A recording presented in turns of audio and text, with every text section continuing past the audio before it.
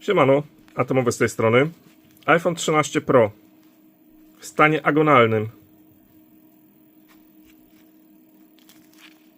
Będę naprawiał. No i jesteśmy z powrotem. Telefon, jak widać, uruchomił się. Jest póki co w fazie testów, ale wszystko wygląda w miarę dobrze. Został wymieniony korpus, wyświetlacz, bateria.